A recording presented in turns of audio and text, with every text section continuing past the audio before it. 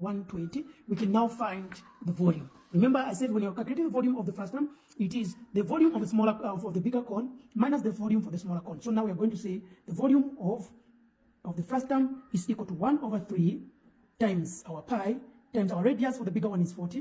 So it's 40 squared times our height, which is 120. Okay, so if one can put this in one bracket, and then we have say minus, then we have the for the smaller one. Let's say times pi times our radius for the smaller one is 20 times our height, which is 60.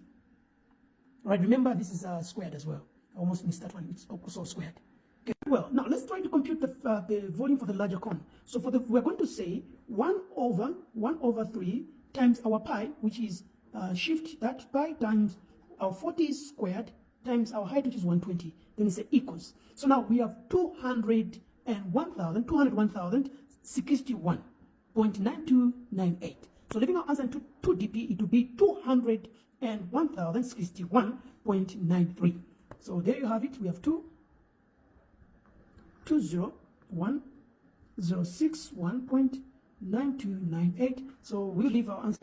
All right. So now let's try to compute the other part now for the volume for the smaller cone. So we'll do the same. 1 over 3. Okay, 1 over 3 times our pi. All right, times our radius, which is 20 squared, times our height, which is 60 as well.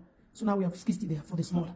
All right. So I want you to understand, before I proceed, I want you to understand by when we say a bigger, we are talking about the whole thing. What is it? The whole thing, this. That's the bigger. Then from this bigger, that's when you get a smaller part. The smaller part, the smaller cone that was cut off, right? Whose base is this? Okay. So we subtract the smaller cone from the bigger cone, right? So that's why we took the entire height, okay, which is 60 plus 60, which is 120, and we got the radius like that. So we have 60, and our answer is, oops, what did I do?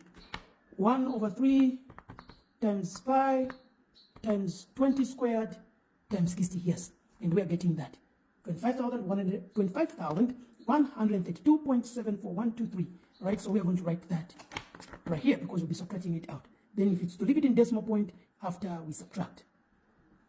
Okay, then we're going to subtract now the volume for the larger minus the volume for the smaller. So we say the volume of the frustum, is equal to, okay, then we say 201,061.9298 minus 251, all right, 327412. Do we have a decimal? Yeah, we have a decimal somewhere, sorry. Okay, we have a decimal. So 0.774123. There you go. So now our final answer is 175,929.1886. 175,929.19 as our final answer. So we have 175,929.19. All right. In what? Since its volume is cubic centimeter. That is our answer. Okay. So the reason why we have this, we were given the entire cone. Right? We're given the entire cone. That's why we're subtracting. But in a case where you haven't been given any cone, you just go direct. Let's look at some of the examples.